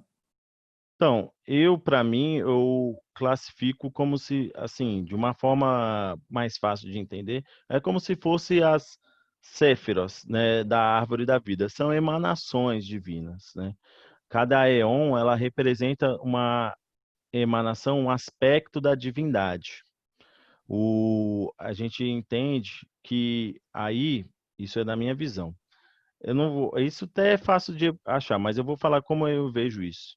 Eu imagino aquele iniciático no meio do deserto que começa a meditar sobre a divindade. E essa meditação dele, ele começa a aprofundar mais. Chega no primeiro nível, Cristo. Depois vai aprofundando, aprofundando, até chegar no último Aeon, ou seja, aquela emanação da divindade mais próximo de Deus. Eu peguei os nomes aqui, eu vou ler. São 30. Começa com a Sofia, né?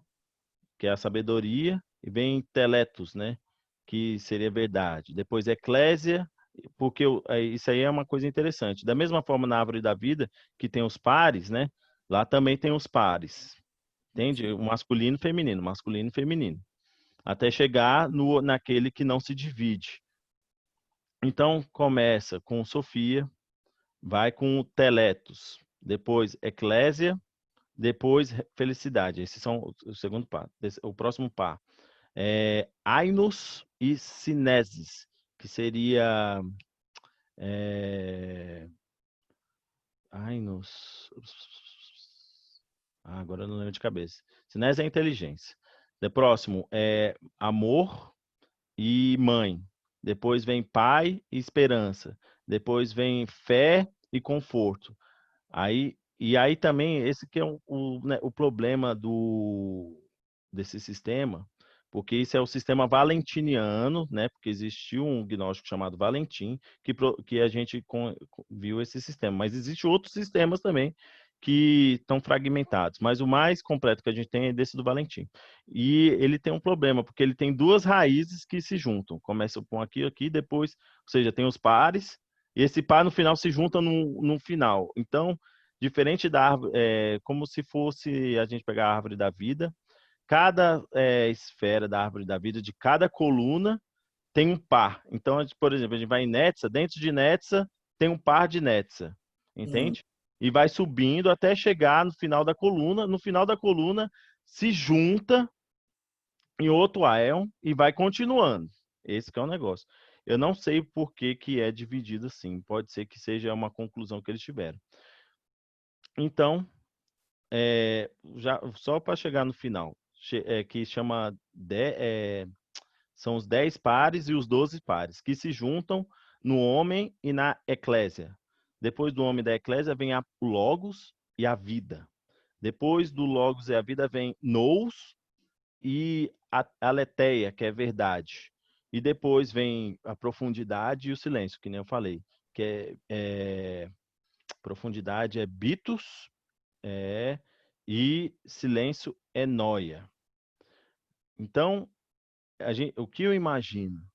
Imagina aquele iniciado fazendo estudando, isso é vários anos, até chegar no último aeon, a última emanação de Deus, o último aspecto. Porque quando a gente vai, por exemplo, fazer a meditação da árvore da vida, chegou em Keté. E ele chega em Keté, qual é a experiência que ele teve dessa emanação? Profundidade e silêncio. Acima disso, ele não consegue passar. Ele não consegue ver. É interessante isso. Eu vejo dessa forma. Tem outras formas de ver, né? Que o pessoal acredita que os aeons, né? Que é um nome que eles dão a eras, né? Hoje a gente fala de eras, mas como se fossem divindades mesmo. Algumas igrejas gnósticas, elas cultuam alguns aeons. Tanto é que na igreja gnóstica do Kronheller, ele fala de Barbelo, que é o último aeon. que é a mãe dos gêmeos, né? Aí começa a mãe dos gêmeos se duplicando. Cara, isso é muito interessante. Não tem nenhum estudo comparativo com a árvore? Compara... Você tentou fazer? Não, não, com a árvore eu nunca vi.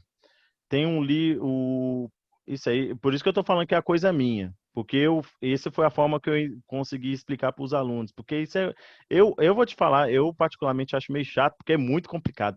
Se eu for dedicar a isso, tem que se dedicar de corpo e alma mesmo, porque é muito, muito difícil. Então, para explicar como a árvore da vida é sistema de emanações e os íons também é um sistema de emanações, fica fácil de relacionar um com o outro. Existe a divindade lá no alto que emana, vai jogando, né, se doando, né? E a cada estágio que essa energia divina ela ganha um nome. Só que na árvore da vida é muito fácil, né? Só 10, né? Tranquilo. Dos gnósticos aí, Valentim, puta merda, vai sei lá quantos, né? Ele vai dividindo em um montão. É engraçado, no dos 12 raios, eles também dividem as emanações. Uma vez eu estava conversando com o Conte na Teosofia, ele solta os 7 raios, né? E se você olhar, É, tem correlação aparente, né? O Conte conseguiu fazer uma equivalência dos raios com as esferas, tal. Eu acredito que talvez, se você sentar e debruçar em uns 5 anos, deve dar para fazer uma o, o, o, correlação. nego- é porque assim, eu tenho na igreja gnóstica e que a gente faz o culto, né, ao Cristo. Por que o Cristo? Por que não fazer a Oeon XY? Porque o Cristo, ele é análogo à nossa estrela, ao Sol, né? Faz essa simbologia. E o Sol é a nossa estrela mais visível, né? Mais próxima, aquela que nos doa calor e vida. Entende? Então, no meio que não há necessidade de os outros. Os outros seriam de um sistema antigo, que para a gente já não precisa mais. Entende? Aí, meio que seria uma curiosidade histórica. Lógico que tem grupos que ainda usam, né, esse sistema, mas eu particularmente eu acho pouco prático.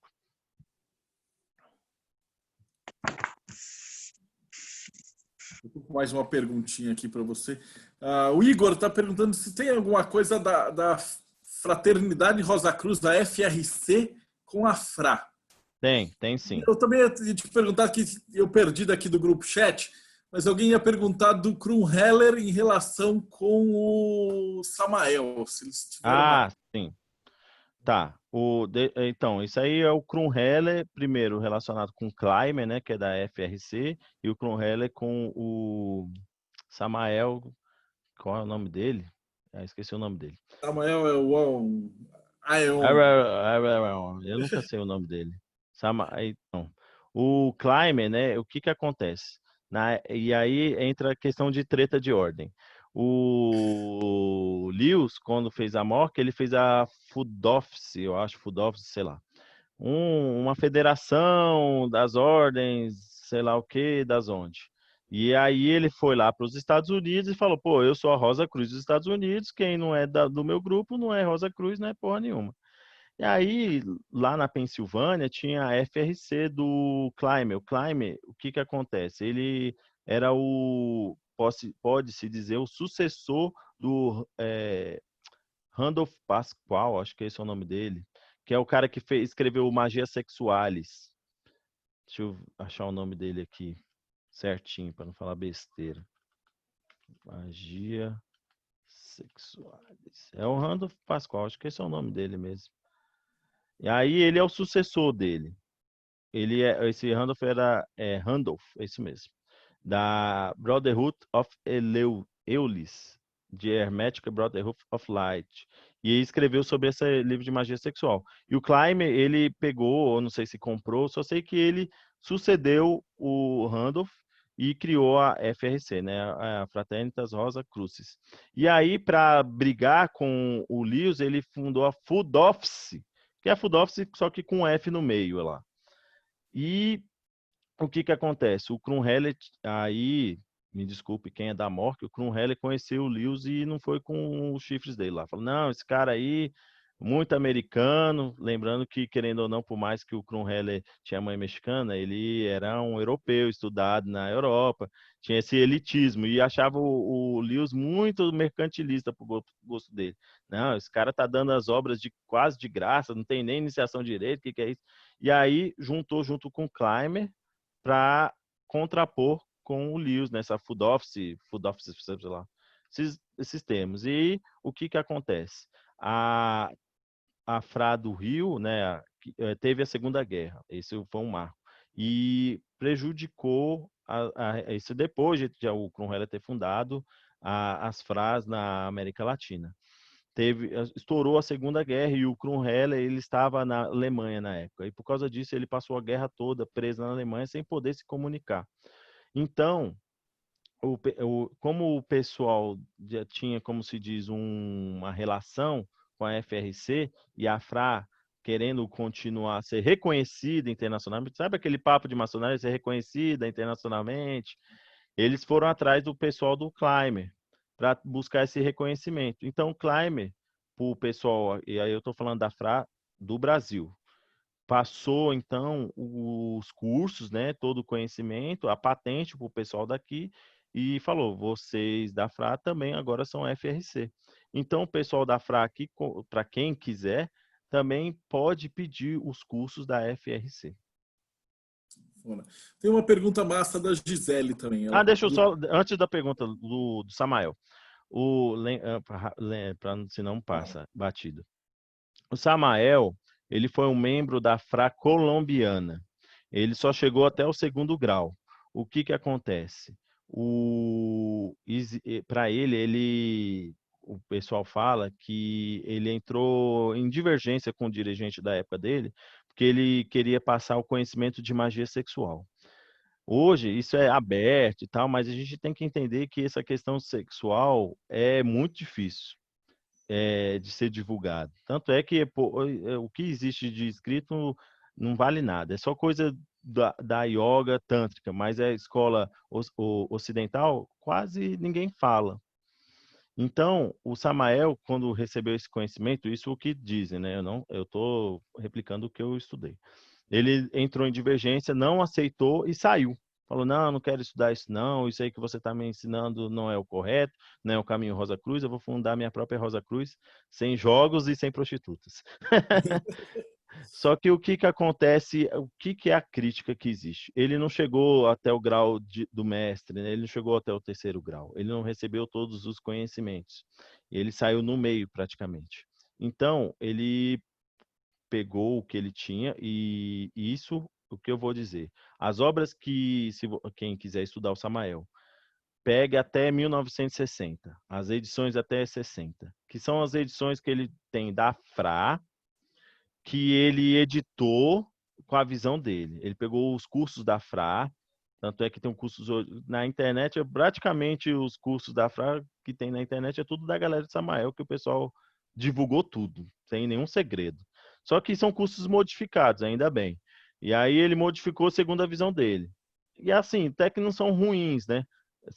Tem uma base boa. O problema foi que, como ele não tinha todo o conhecimento completo, ele, depois de 60, ele começou a pegar outras coisas. Ele pegou o Gurdjieff, começou a pegar, que o pessoal fala que é o plágio dele, né?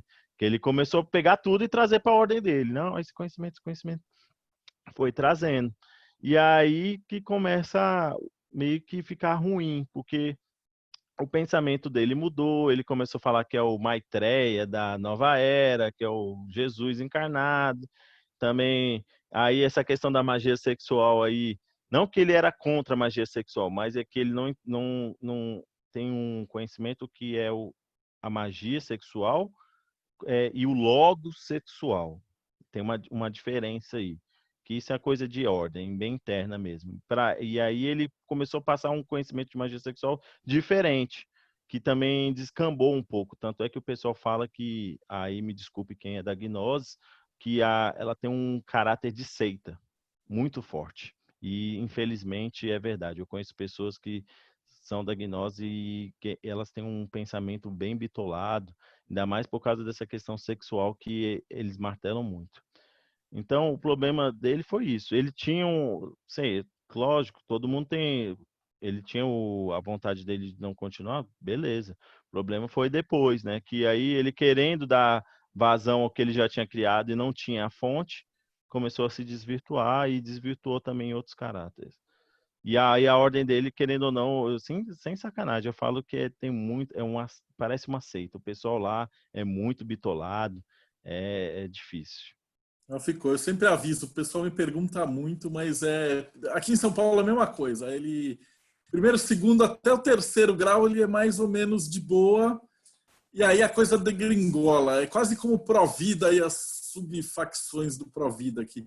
Ele pega uma coisa que fica bacana e aí para você chegar a tal grau e passar, mano, toda a galera, depois você perde contato e depois de 1, 2 meses, 4, 5, 6 meses, o cara volta que parece que fez uma lavagem cerebral. É meio Nossa, tenso essa parada. é chato falar isso, mas é verdade. A pessoa fica muito bitolada, assim. Não se torna um livre pensador, esse é o problema. Eu sou muito contra, tipo, a ordem que fala assim, só a minha que é a certa e a partir de agora você não pode fazer parte de mais nada, você só pode ser meu amiguinho. Eu tenho muito nervoso com isso aí. Cara, a Gisele fez uma pergunta massa, que ela queria saber mais do princípio 3 dos 6 princípios. O que é o colégio invisível? Ah, da reunião, né? Então, aí a gente entra naquela questão do astral, né? Como o ocultismo prega, né? Tudo que há em cima, há embaixo. Então, da mesma forma que a gente se reúne aqui, e se reúne também no plano astral, nos planos espirituais, o grupo aqui denomina a Rosa Cruz, né? Que ostenta a Rosa Cruz. E o nome Colégio Invisível, para quem leu o Graham Morrison, lá ele até cita o Colégio Invisível. Isso aí, agora eu vou tentar puxar de cabeça, hein? É, foi escrito naquela época dos manifestos, depois do Furor, tem vários livros, e um deles fala justamente desse colégio invisível, que com eu conseguia entrar em contato com os Rosa Cruz Invisível, e aí pegou o nome. Ah, então existe o colégio invisível, que se você pode entrar invisível, por quê? Pode ser tanto, naquela época não era tanto no astral, mas hoje fala mais nesse termo. Mas na época era porque era invisível, porque ela não era vista, né? Lembrando que tinha a Inquisição, toda essa perseguição. Então, ela era invisível porque você não conseguia encontrar ela, não era igual hoje, que a gente tem as ordens discretas. Naquela época era secreta mesmo. Então, para você fazer parte, né, dessa egrégora, você tinha que entrar em contato com o espiritual. E o invisível nesse sentido. Hoje tem esse caráter astral, porque a gente, então, se reunindo, forma nossa egrégora, com certeza ressoa com o plano astral. A gente tem que entender também que, depois da teosofia, teve uma influência muito forte da grande fraternidade branca, que é justamente essa reunião, né, dos mestres ascensos, né, dos 7 raios, né, que se reúnem, né, nesse governo invisível, né, que para mim não é, como você mesmo, Marcelo, já falou várias vezes, não tem ninguém governando, é só o pessoal, sim, que está ditando diretrizes para os seus. Quem quiser ouvir, que ouça. A pergunta da Elisa é bem por aí. É uma egrégora acessada em sonhos? É mais ou menos por aí. E não é só da Rosa Cruz. Por exemplo, se você é xamã, ou você é maçom, ou martinista e tal, e você está num determinado nível de consciência, eu acredito que esse nível é a hora que você consegue enxergar e falar assim, mano, é tudo a mesma coisa. Tipo sufismo, martinismo. Né? E a hora que o cara consegue enxergar que tudo é a mesma coisa, eu acho que o cara consegue aí uma chavinha. E aí ele entra nessa ideia, né? E é acessado em sonho, em meditação. É um local que não é bem um local, é um colégio invisível mesmo, né? A Tem galera que. um, o pessoal da Jurema, eles falam um negócio que eu acho interessante, que são os reinos. Tem o reino que é o reino de Salomão, né, onde estão os juremeiros, os mestres juremeiros, né? Que a gente assim no espiritismo é os vales, sei lá. Vale, só que os espíritas só falam coisa ruim, né? Vale dos tatuados, né? Apesar esse vale dos tatuados, depois que eu vi esse vale dos tatuados, cara, eu saí lá no dia eu fiquei com tanta raiva, velho. Eu levantei na hora, tomei minha água e fui embora. Falei, quer saber, mano? Vamos mais ficar aqui não. Já tô. E olha que nem tinha tatuagem, mas eu fiz depois, só de raiva. Então, o colégio invisível a gente pode encarar dessa mesma forma. São os reinos astrais, né? São as ilhas astrais, os vales astrais. Então, existe um local no astral, como o Marcelo falou, que você, se você já estiver na corrente, estiver na egrégora, você consegue acessar. E não somente em sonho, né? Às vezes, se você tiver uma mediunidade, uma clarividência, esse colégio, né? Um dos seus mensageiros, né? O seu guia, ele vem até você quando para te auxiliar nesse processo. Isso aí. Perguntando, você tem alguma fonte confiável para você estudar sobre a Grande Fraternidade Branca?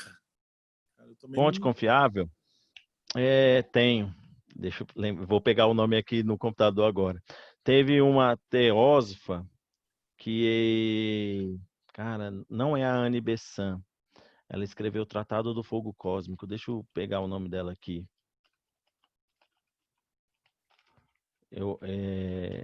Qual o nome dela aqui? Para não falar besteira aqui, já que é para pesquisar, que é Alice Bailey, isso. A Bailey. Ela tem uma obra ocultista muito boa e ela, para mim, é quem melhor fala da Grande Fraternidade Branca. Depois dela, tem uma galera aí dos Estados Unidos que eu não gosto muito, que é da Chama Violeta, que aí já mistura muita coisa. Você quer pegar o original, quer pegar a raiz, Alice Bailey. Os A outros, Chama Violeta vai para a parte do Astacheron, cara. não, Aí, é o ocultismo light, né, velho? Que é a Inner House lá, é a Ponte para a Liberdade. Tô tentando lembrar de cabeça. São uns grupos aí, são grupos americanos, que eles pegaram esse conhecimento da Grande Fraternidade Branca, e assim, não é um conhecimento ruim. Isso aí é porque a escola americana, né? A gente falou da inglesa, tem a francesa e tem a escola americana, que ela é ligado muito ao novo pensamento, aquela questão da autossugestão, das afirmações, do decreto, eu sou isso, os decretos eu sou. E assim, ela funciona, eu já fiz. Só que assim, quer estudar. Só que o problema é que assim, tem uns picaretas, né? E pô, é meio chato depois de você estar estudando, você descobrir que o cara lá é mó safado. Aí você meio que perde o tesão com o pessoal. Não que seja totalmente ruim, mas é um ocultismo light. Quer estudar bem? Alice Bailey. Procura os livros dela, tem PDF aí, dá pra achar até que tranquilo. tranquilão. E o Rodrigo também perguntou, onde é que tem algum lugar que dê para encontrar um conhecimento sério sobre magia sexual? Aí é sério? Pô, Sério. assim, as ordens, pelo menos que eu conheço sérias, quando vai tratar disso é sempre depois do 1000º grau. Fra mesmo, magia sexual. Essa aqui é uma diferença, por exemplo, da gnose do Samael com a da Fra. Da gnose do Samael, os caras já começam a jogar esse negócio de tudo é sexual, magia sexual logo no começo. Na Fra, você só vai ver isso no último grau. Então, é uma coisa que é séria, de pronto, é muito difícil. Em ordens, assim. É, Tem a OTO, mas também a OTO, também magia sexual, é só lá para frente. Não existe nada que você vai, pô, eu vou entrar, o pessoal já vai me jogar um material legal. Se quer estudar por conta própria, tem o livro do Randolph, cara, tem que pegar o nome dele direitinho. Randolph Pasquale, eu acho que é esse. Magia Sexuales. O livro dele é esse. É magia, mas magia sexuales mesmo. Que ele fala como Randolph Pasquale Beverly. Magia Sexuales. Existe PDF por aí. Aí é livro de como fazer magia sexual, magia no sentido de você, como se fosse do caos mesmo, sabe? Tem as posições, tem o magnetismo, é interessante. Só que tem que fazer a diferença da magia sexual para o logo sexual. A magia sexual do logo sexual é aquela que se aproxima mais para o Tantra, na qual, através dessa atividade, você vai transformar o sexo numa atividade espiritual. Aí é bom pesquisar mais os Tantras, que está mais acessível. Mas de ordem, assim, que você vai entrar e falar, pô, já vou chegar e aprender isso aí, a série nenhuma. Tem a OTO, mas a OTO é lá para frente, né? Eu não sei. Todas são pelo menos grau de mestre e para frente. Porque não adianta, porque todas as que não são assim degringola.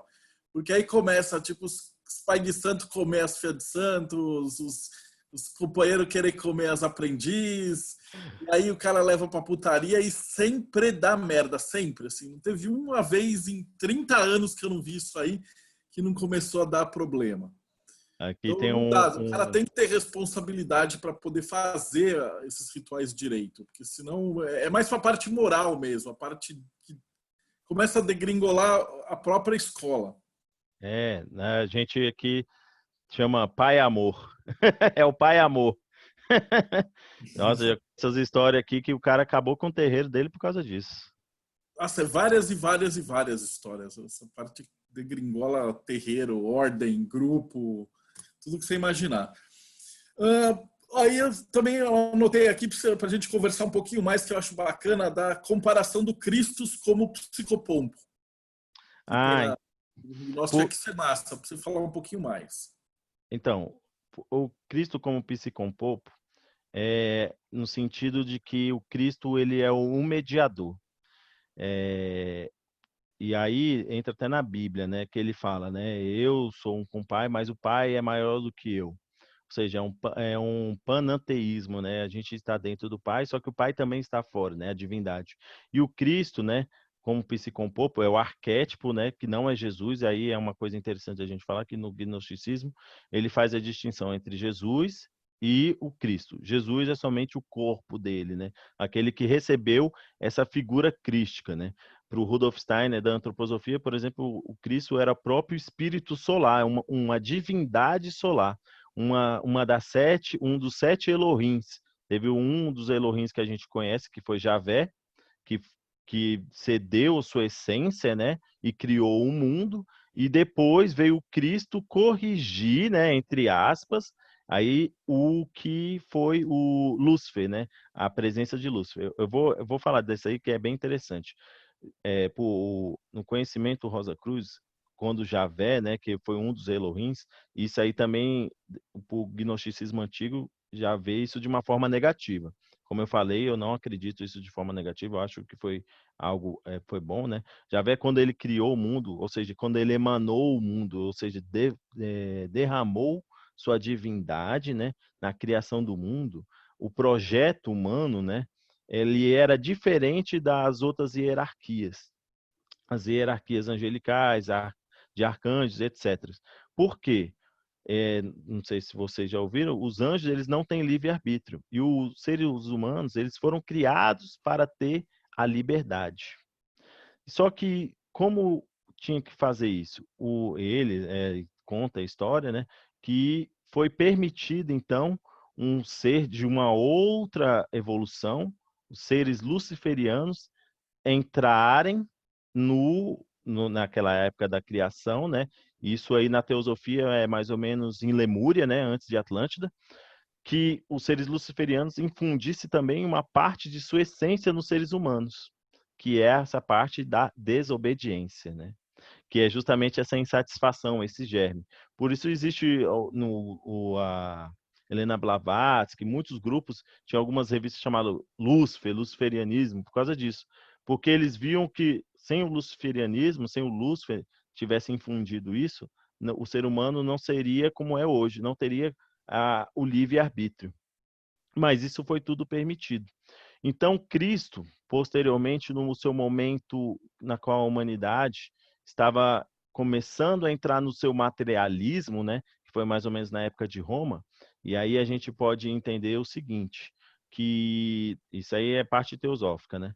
Tem os 7 períodos, né, culturais, que começa com a Índia, foi com a Pérsia, foi para o Egito, né, que aí começa a parte das ordens iniciáticas, e vem a parte romana, né? Depois, na qual a gente vive agora, é a parte é, é, inglesa, germânica. Depois ainda vai ter outras 7 eras ainda. Então, na época romana, veio Cristo porque estava um homem cada vez começando o seu materialismo. E as características materiais, por exemplo, ele já não conseguia ver a divindade como via antes. Não sei se vocês sabem, o ser humano, a mente dele não é a mesma que agora. A gente pensa de um jeito totalmente diferente como pensa antigamente. Então, a gente pensa totalmente como pensa diferente. Por exemplo, quando vem um vento e a gente tem um pensamento, nossa, sei lá, a gente pensa, o vento me trouxe esse pensamento. Não é eu pensei isso. Então, aí, nessa época, o homem começou a perder esse contato com a divindade. O sonho já não era um sonho no mundo astral, era somente um sonho. Começou já não ter mais o isso. Mas por quê? Porque o luciferianismo, nessa parte, ele infundiu isso justamente para a gente ter essa liberdade. Porque se a gente tivesse toda hora na presença dos nossos guias, caboclos, mestres do próprio Deus, a gente não teria liberdade. Imagine, vem aqui um ser de luz e fala, faz isso. Aí você vai falar, claro, na hora eu vou fazer. Né? Não tem recusa, não tem como você fazer isso. E para a gente ter liberdade, a gente tem que, querendo ou não, caminhar para as nossas pernas. Então, Cristo veio naquela época para nos ajudar a voltar para o caminho da espiritualidade, porque a gente estava perdendo isso. Tanto é que uma das características, por exemplo, no Império Romano, os Césares eram adorados como deuses, justamente mostrando que o ser humano já não conseguia mais enxergar os deuses antigos como a divindade, o sagrado. Eles estavam perdendo essas características. E aí, outra coisa interessante, por que, que o Cristo veio naquele judeu, né? no Jesus? Porque o judaísmo, ele tinha um elemento interessante que era o monoteísmo, né? Que não é o mesmo do Akhneton. Porque o monoteísmo do judaísmo, depois do exílio, o que, que acontece? Eles destruíram lá o templo, né, os babilônicos, e levaram eles lá para a Babilônia. E aí eles, sem o templo, sem um lugar de reverência, eles começaram a buscar a espiritualidade interior. Eles não tinham um templo para ir como os outros, naquela época antiga. Não, vamos lá no templo de Zeus fazer nossas oferendas. Eles estavam presos na Babilônia, eles não tinham como fazer isso. Então eles oravam para dentro. E esse orar para dentro começou a cultivar aquilo que é a característica fundamental na igreja gnóstica, é o cultivo do eu, do seu ego superior, que é agora, né, com Cristo, aquilo que nos ajuda a entrar em contato com o Pai. Então, tem o nosso ego, nós começamos a cultivar o nosso eu superior, que entra em contato com Cristo, que vai então modificar a nossa estrutura e nos levar nessa divindade. Ele então vai se tornar um mediador, o arquétipo. Então, quando a gente mira na divindade, a gente mira primeiro no Cristo, porque ele foi então a divindade encarnada que nos mostrou como fazer isso, mas nos mostrou não no sentido de que a gente tem que seguir aqueles pássaros do mártir, né? Mas de sentir a gnose, entende? Que é diferente do ritual. A gnose, ela surgiu no sentido de que o que era a gnose antigamente? Era você praticar o ritual certinho. Pega o boi, corta a garganta do boi, o sangue cai para o lado, fez o seu holocausto, pronto, você já fez o ritual. Aquilo era a gnose. Só que aquilo não era o suficiente para a sua interioridade. Dentro de você, simplesmente fazer um ritual já não servia mais para alcançar Deus. Então, a gnose se evoluiu, atingiu um novo estágio, que era além do mundo exterior, você tinha que cultivar o mundo interior. E aí o Cristo vem por esse lado, porque ele vai te ajudar nesse sentido, levar você. Tanto é que diz que a experiência máxima do Rosa Cruz é você encontrar o Cristo no astral. Ele que vai te levar. Que pode-se também dizer que, como eu falei, a conversação e visão do Sagrado Anjo é guardião, blá, blá, blá. Cada lugar tem um nome, mas o Cristo é diferente porque ele foi uma divindade encarnada. Esse que é um negócio que, assim, para hoje a gente moderno fala, pô, como assim? Não foi só um mestre? Não. Ele encarnou um espírito solar, o Jesus. E por causa disso modificou sua estrutura até os ossos. Por isso que no momento que ele foi perfurado pela lança, seu sangue caiu na terra, modificou também a estrutura da própria terra, abrindo a possibilidade dos homens alcançarem essa divindade, superando a segunda morte. Isso é massa. Cauã, ó, a gente está chegando no final, já vai dar o nosso tempo. Cara, muito obrigado por ter vindo aqui bater um papo com a gente. Foi sensacional, umas coisas muito loucas que eu não sabia também. E você tem algum comentário final, algumas considerações finais, antes de eu finalizar aqui? Uai, eu gostei de ter vindo, foi legal. Eu estava bem nervoso, porque a gente falar assim na internet assim dá um friozinho na barriga, ainda mais que não está acostumado, mostrando o meu rosto para todo mundo aqui. E eu espero ter ajudado, né? E não espero também não ter falado besteira, né? Porque às vezes a gente se empolga tanto e eu estou tentando lembrar muita coisa de cabeça, apesar de eu ter falado deixando meus PDF aqui, mas eu só abri uns dois só. E Não, não aí, adianta, até a galera começa a fazer umas perguntas muito cabeça, cara. Mas é, tem e, problema não, depois eu vou te chamar de novo aí. e entender assim que eu acho que não a galera hoje tem muito preconceito com o cristianismo. Eu vejo o pessoal falando, o bom é quando, por exemplo, tem aquela comparação, os cangaceiros com os vikings. Por que que os vikings têm fama e os cangaceiros não? O pessoal, basicamente é a mesma coisa. Só que a diferença é que um usa runas e não é cristão e outro reza pro padre Cícero. Entende? Ou seja, é um preconceito. Assim, lógico que a gente vive nessa época e o cristianismo que a gente vê hoje é um saco, né? Eu mesmo tenho diversas críticas. Mas eu acredito que o gnosticismo, que é o cristianismo esotérico, é o ideal. E a gente tem que cultivar ele ainda mais, porque o cristianismo, ele surgiu numa época e ele é de uma espiritualidade tão sutil, tão superior, que é muito difícil da gente vivenciar. Esse é o problema. E por isso que ele ainda é atual até hoje, porque ele transforma as pessoas. Pode transformar no nível material daquele presidiário que deixou as drogas e deixou o crime. E pode transformar uma pessoa já também que busca uma espiritualidade, buscar essa transformação interior. Ele serve para isso. Seria o que o pessoal no Liber Nu da magia do caos fala que é magia de iluminação. Você se ilumina. E não é necessariamente virar um cara idoso, ficar passando a mão na cabeça dos leprosos. Tem o pessoal imagina cristianismo isso, ficar limpando bunda de velho, essas coisas, essas besteiras aí. Não, o cristianismo de verdade você vivencia dentro de você e você vai enxergar as outras pessoas como Cristo. E, querendo ou não, já é algo que já está tão pronto, já está na nossa sociedade, é tão mais fácil da gente vivenciar que é só seguir o fluxo. Eu digo que a Fra tem uma vantagem que é uma ordem na qual eu posso levar minha mãe e minha avó. Ou seja, eu não tenho vergonha de falar de ir lá.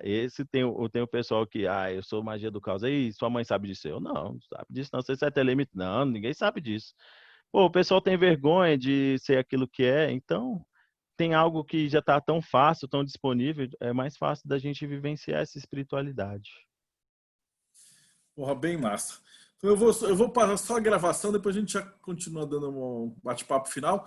E agradecer quem acompanhou até aqui no vídeo. E às terças e quintas a gente faz a gravação ao vivo. E a galera que está participando faz pergunta e tal. E depois, logo em seguida, fica gravado para quem quiser assistir depois.